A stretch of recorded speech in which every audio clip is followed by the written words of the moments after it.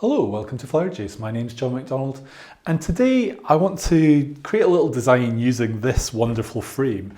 Now, there's a lot of places nowadays that sell all sorts of things, and this came from a store called Jysk, which is kind of like a Danish, Scandinavian, home design sort of place. And you see them all over the place. They're in Spain, they're in Hungary, they're all over. So I spotted this and I just thought, I like it with nothing, but I like it with something in it as well. So what we're going to do is we're going to create a little design that would be ideal maybe as a gift for Mother's Day or even for Valentine's Day. And then once the flowers are finished, the person has this frame or this container that they can do something with as well. So it gives them a bit of a keepsake rather than just a lot of wrap that goes in the bin. So what we've got is we've got a flat base on it and we want to use a little bit of floral foam. So I'm going to use this dish, but it's sitting a little bit high. So what I want to do is I want to just trim it. So if you've got a pair of sturdy scissors, then use them and we can just take a couple of centimetres or an inch off the height of this actual container. Now you might have a better container, that's fine. So really we're just basically making that a little bit flatter. And what I need is I need some floral foam, which I've got here. And just take a bit of that. So any kitchen knife will work for your floral foam. And we're going to pop that in. So this is more than enough Oasis for this design. Now, it helps if you have tape. So I've got some Oasis tape and we can just use that for securing it in.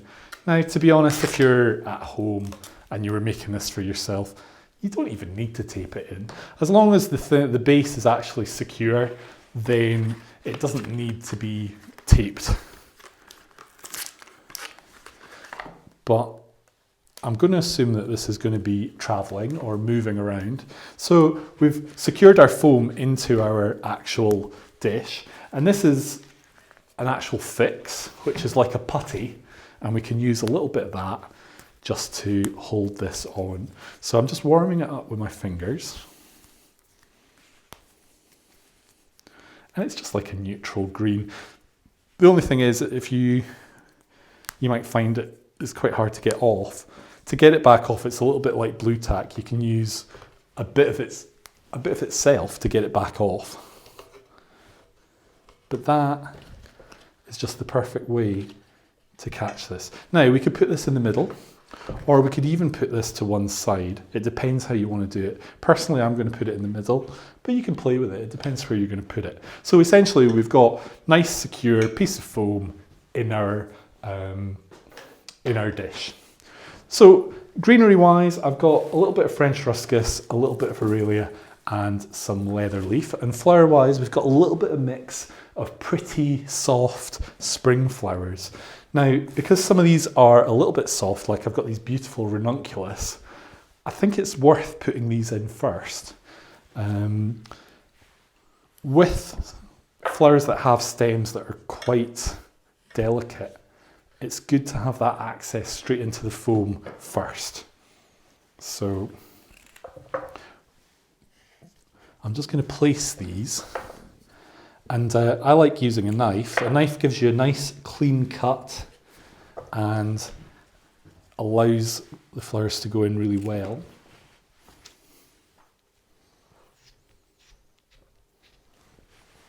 So really I'm just working these in so that we've got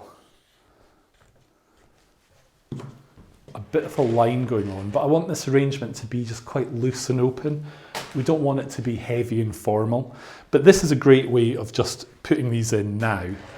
Now, if there's other flowers that are also soft, so I've got some tulips.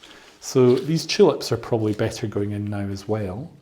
And I'm just going to put these in as like a secondary line to what we've already got.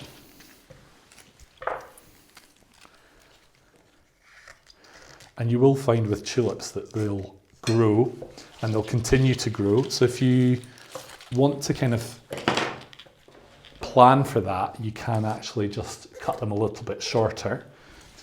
I'm not going to do that just now. I'm just going to let them go where I kind of want them to be. But that is something to remember. And tulips are photosensitive. So essentially they will head towards the light. And they'll end up going in all sorts of directions and being a bit funky. And that's what I love about them, is that they just do their own thing.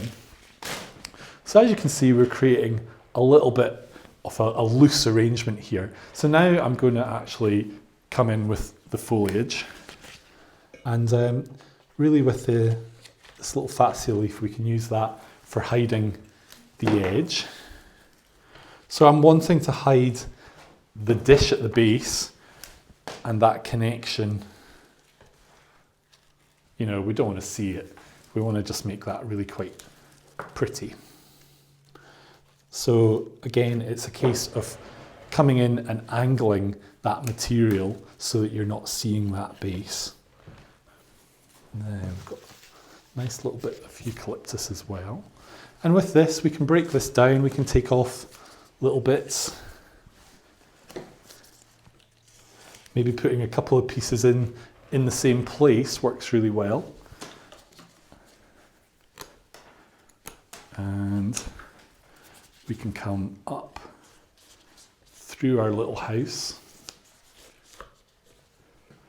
So as you can see, I'm just building this up and we're keeping it nice and light, which is lovely. So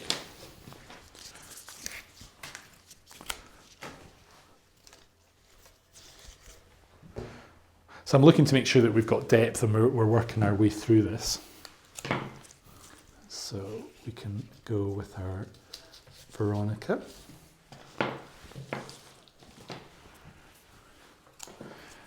And putting one through the back, when I'm looking at it from the front, this is giving us some depth.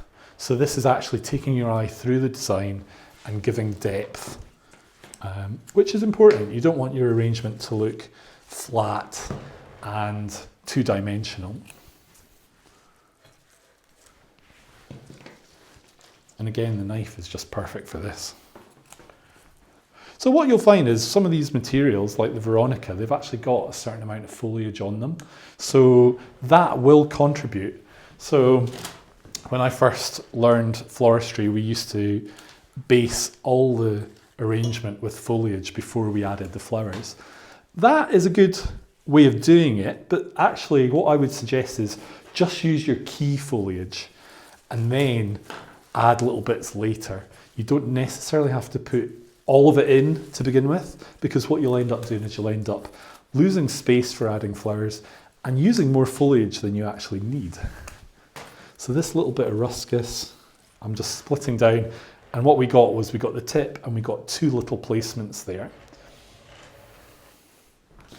Now let's see what we've got. I've got these pretty little roses, and these are really like little sweetheart roses, and I think this size is nice for this container. So we're just going to add these in. So I think if you were going to give this to your gran, she would love it. And as I say, you're going to end up, she's got something as a little bit of a keepsake. She could put a little pot plant in it. She could just sit it like a little bit of sculpture. Which you can even put out in the garden or put a candle in it. It's got quite a lot of options for how you would use it.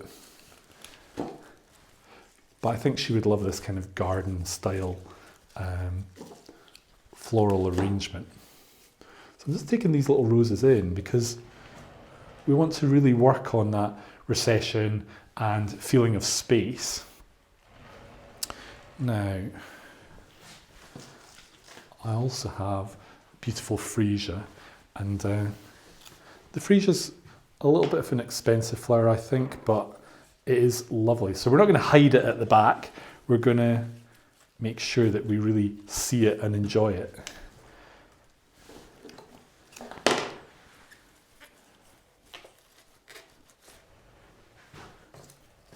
And you can even use like these little buds. They just add to that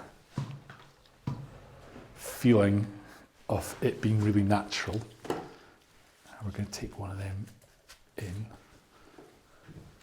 Now, also a little bit of eustoma, and this is really just going to give us a little bit more colour. And again, through the back.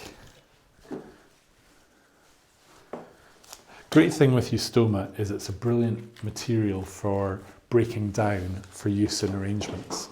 So a lot of flowers now are bred for really using in bouquets. So they tend to be a big flower at the top of a stem. Eustoma or lisianthus, it's a great flower for having multiple stems and multiple heads. So you can really break it down and use it in arrangements very well. So great for weddings, but any type of arrangement. Now, I've got a little bit of pistache and I do want to put that in just to give us, again, another texture.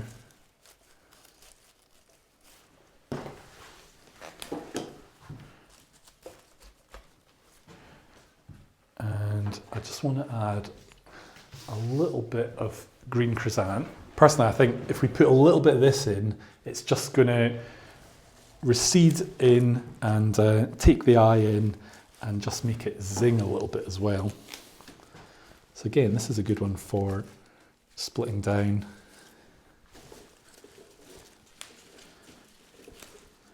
And you do have a few that are longer stems.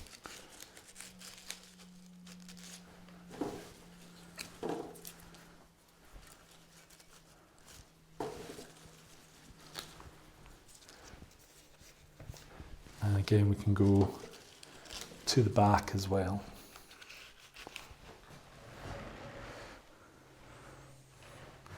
So I can see that I need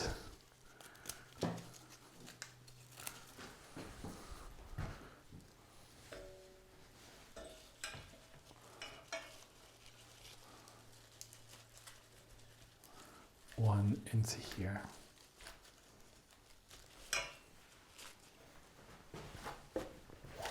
And that's it. We've got a simple Mother's Day floral design that's really floral and pretty, and I'm sure she would be really happy. So I hope you've enjoyed today's video. If you have, then click here to subscribe, because we've got lots of videos that are coming up, and they really are covering quite a big range from traditional to modern. So we hope to see you next time.